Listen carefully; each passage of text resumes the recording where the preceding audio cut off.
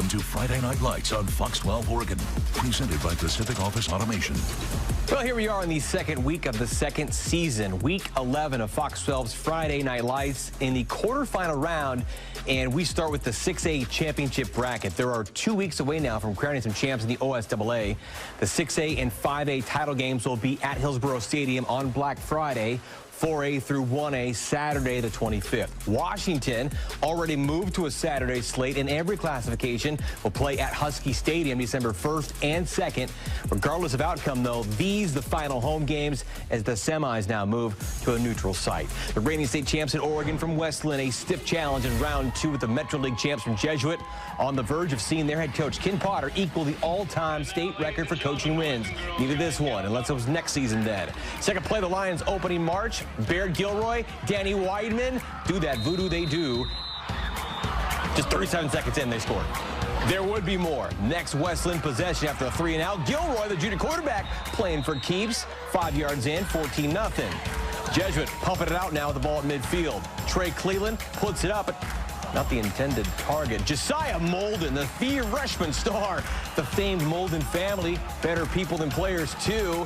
They're pretty dang good players as well. Ball to the 5, back to the midfield. He gets that from his mom. The Lynn would then capitalize. Eventually, next snap for the 9, Gilroy to his right-hand man. Weidman knows how to cut it in. Man, blocks allow a gain of 40 to the 11 where he's knocked out. Then back in the hands of Gilroy. He's got the option. Ain't broke, don't fix it. John Eagles boys, well-oiled machine. 21-0, drooling for more. Another Westland pick, and they'd get back in the end zone. Cade Johnson, easy rider, open up the throttle, 59-14. Now comes that highly anticipated and debated semifinal. That debate being was seeding 10-0 Central Catholic number 4. Well, they did. The Mountain Hood Conference champs, a heck of a challenge in their tough-as-nails group from Lakeridge. The Pacers' only losses were to Westland and second-seeded Tualatin in their Three Rivers League. Chili and Chippy knocked down Drag-Out in the first quarter scoreless. Crew Newman gets loose, a nose for the end zone, but Zion Floyd jars it loose. Fumble recovered by Jake Molero at the bottom of the pile. So from there, the Pacers pin deep, and Gabe Motzenbacher's got one of the best arms around to deliver in such moments like this. Luke Womack came to Lakeridge for plays like this, waiting wings beneath. Womack, catch of the night nominee, a 30-yard gain gets him out of the pits. Second quarter, though, no score still. Newman calls that own number, and this time free long distance. Crewman with the view of a 42-yard gain. Almost got in. Then he'd get some help from the 20. Go find the punch out. Tyson Davis. Make a move, make a miss, and get on in. Too good. First score, 7-0 Rams. Lakeridge, so well coached, so much talent. So too CCHS, of course. Timmy Mitchell coming out of nowhere to pick the ball out of that November sky. Central Catholic back in business. Then it got weird and real hard after some chunk plays to get near the end zone. Newman going to find his big sophomore tight end. Andreas Nikolaidis, he makes the call from home here, right? What do you see? What do you see? Is he in? Is he short? Well, they wanted it. Thought he got it. Official ruling, though, a centimeter short, so it turned into a 4th and 2 situation. Steve Pine drawing it up in that plastic dirt. Newman with a 6'2" target, and can't stop that. No need to measure. 42-6 Central Catholic. Lions, Rams next Friday in the semis. The OSAA location still to come. How about high-flying Nelson at number 2 to Tualatin? The Hawks from Happy Valley. They're collecting the first playoff win in their 3-year history a week ago. Timberwolves back healthy, home with a 2 seed in round 2. We thought this might be the finish of the night. It didn't happen. 38-0 third quarter. That's Jaden Fortier is right here. Was quarterback finally healthy. Nolan Keeney, 23-yard score for the future Sun Devil. That T-Wolf defense loaded again. Logan Lynn, TFL for him, keeping it cool and keeping the Tigers off the board. Fourth quarter, we got the backups in now. We got Owen Hagerman, Trent McMillan. What a moment for those two guys. Good to go from 41. It's 47-0. But what a great season by the Hawks. Aaron Hazel building a giant out there in Happy Valley. Andre Miller, one of those pillars. Avery Durdal as well. Give those guys a high five. You know, the officials, they got a lot of hard work to do, too. We need more of them so we don't have any Thursday games anymore. Similar to that play, Miller had plenty of time to move a little deeper this time from 35. 47-14 the final. Tualatin remains home for next Friday's semis, but against who?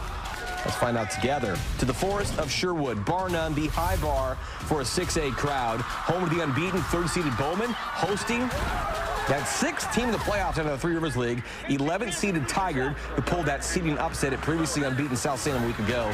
Sherwood, though, can go toe-to-toe with anybody. Weaponry all around. Trayson Edelman, one of those Swiss Army kids, on fourth down, slice some tackles, leave them in the fray, down to the 10.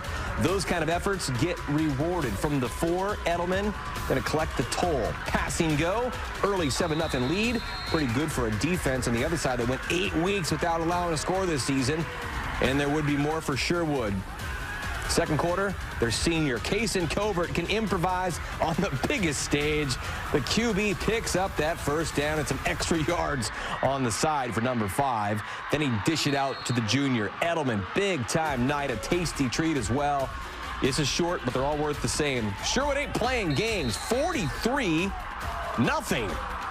On to the semis. Bowman, Tualatin, the neutral side game is TBD, number 2 and number 3. The semifinals of the 6A Columbia Cup are set too. Barlow, Sunset, Clackamas, South Medford all advance to the Final Four of the secondary bracket. Those semis will be Friday at a neutral location. There's just one champion funneled out of the top 16 teams in 5A. 8-2 Thurston at top seed at Wilsonville. A matchup the Wildcats won 44-15 in the regular season before the Colts ran off 8 wins in a row. Thurston had won the last 3 playoff matchups between the two 5A powers. 2 minutes to go in the first half. Wildcats driving up 21 as Callan Guttridge can sling it. Nick Crowley took a big-time hit. That would be a personal foul and a DQ. Crowley would remain in the game, though. Good for him. Wilsonville threatening to tag another on, and they would. Guttridge from the 16 on third down.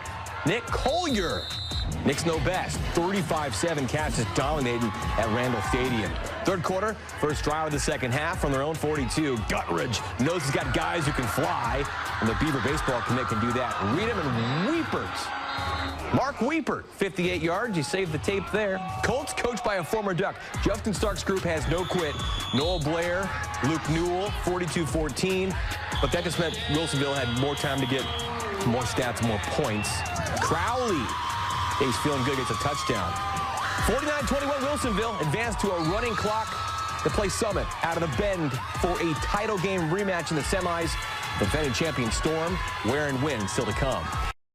Powers from the Mid-Willamette would love to be in that final game. 7th-seeded West Albany, 10-0 Silverton, meeting in the quarters after playing each other in the semis 2 years ago, and the Foxes last one at all. Second play of the game, West Albany, a warning shot. Lucas Hughes, extra. Austin Simmons, home run. Give a dog a bone at 7-0 visitors. Silverton, steady Eddie. Sawyer-Tini, Hudson Waples connecting and nearly a TD. They said he was short. Seemed like he got in. Any rate, they then get in. Teeny, Brody Quenzy, they can do that with their eyes closed. It's 7-all. Next, Fox's drive. They'd keep the pressure on. Teeny and Elijah Howard let it rip and hang tight, too. First down. Then Brody Sullivan, the senior salute, ring that old bell.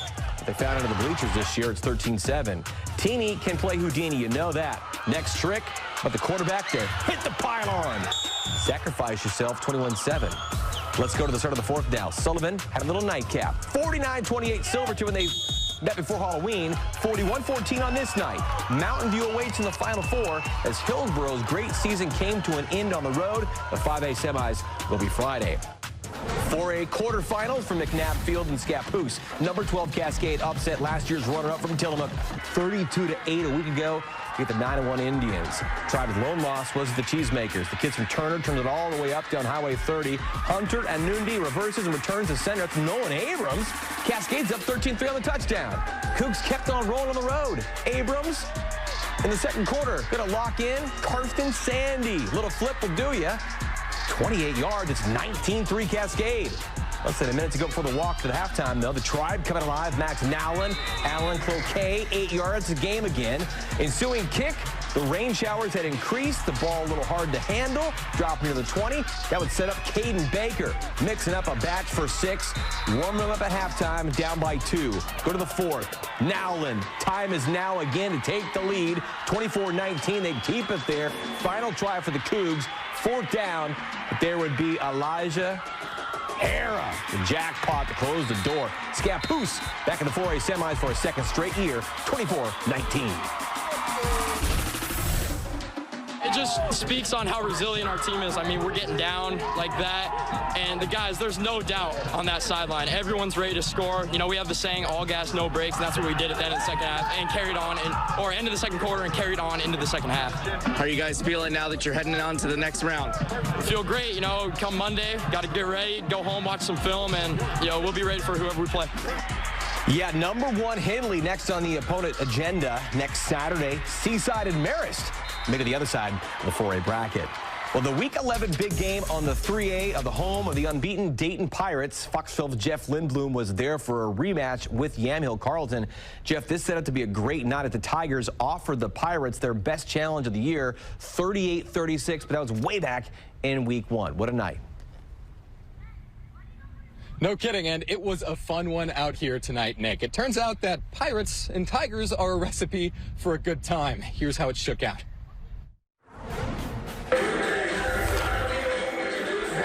Not too far away. It's Dayton's Pirates against Yamhill's Tigers in this playoff matchup. And the Tigers will tee off, which will be caught and delivered to the hands of Boston Hodges, who actually shows off his feet, taking the first play of the game, dodging defenders, some diving, but all for naught. This one's all the way back to the end zone. And back-to-back touchdowns for the Pirates as Zach Smith demonstrates a pirate ship with sails. It's 14-zip. But the beginning of this game, exciting as Caden Sutton is on the prowl for the Tigers, running it in and cutting that lead in half. A back-and-forth battle through the rest of the first half, which will end where it started, with Hodges hoofing it into the end zone, 28-20 into the second. And guess who it is to kickstart the Pirates' domination the second half? Knock, knock, hello, Hodges, and hello, end zone. The Tigers will claw back what they can. Watch as this file is pushed and in for a TD. I can't tell who, but it happened. The game will continue with the 2 Pirates with the most treasure adding to the lead. It's Zach Smith with another to his tally. This game favors Dayton, and here's what those 2 Pirates say made it all happen. As I said, I'm a powerhouse, so I just like to run people over. Marshawn Lynch, I eat skills for every single game. We're going to keep going. Stay humble, stay hungry, and just keep fighting. Back out here live, I just wanted to share that Zach Smith usually wears the number 5, but tonight he wore his teammate's jersey, Ethan Kearns, who was diagnosed with cancer just last week. You're wearing your boy's number today. Tell me what that means to you. Everything in the world. I mean, he's fighting, we're fighting. I love him to death. I'm proud to wear his jersey. Yep. Stay tuned later in the show to hear more from head coach Peterson about Kearns. Final score tonight, 35-50. Reporting live from Dayton, Jeff Lindblom, Friday Night Lights. Always good to be unbeaten this late in the year, right? 3A number 1 Bangs, they know that feeling. Their operation moved from Kelly Field's grass to the Hare Field turf in Hillsboro. North Valley from Merlin had to shock the world of the Knights in their shining armor. But boy, Cole Linehan's boys hadn't even won the coin toss this year, they said. They got it there, and they would make quick work, real like, huh? Cade Long, little shorty on 3rd down. Elaine Gilbert moved those sticks in the Braves' opening drive. This was a 6 p.m. kick. Rain had yet to come. That's a good thing. Long's a senior who can move and groove as well. Get the rhythm, get the rhyme. Cade had the time for a chunk yardage rush. Thought he might get all the way in there to walk the tightrope too, but he would be eventually brought down. They'd be in the red zone soon. That's where Ashton Crossan lives to be seen, thriving on the scene. Touchdown number 1 for Banks. They'd get a lot more than that. Things kind of got wired there. The very next snap for the Knights after the kick, a kink in the armor. Cesar Dominguez recovers that fumbled snap. And when you're in a playoff setting like this, you better push all those chips in, huh? Took 1 play to cash it in. Long the play fake, fooled me behind the camera lens. Crossan doesn't know. Gilbert does. It was 14-0. North Valley had just run 4 plays at that point in time. 36-6 the final. Lakeview or South Umpqua next in the 3A semis. They don't play until tomorrow. 3A title game will be played on a Saturday, November 25th. Still ahead, football to football. It'll be a historic girls soccer final on Saturday night. Meet the best team Cleveland High has ever assembled. And everybody into the pool. The Barlow water polo team out to compete a rare feat. We're hanging with the Bruins in our high school spotlight. Plus, check back in with Jeff from Dayton as the Pirates Infinite 8, rallying around one of their brothers who needs the power of positivity. This Week 11 edition of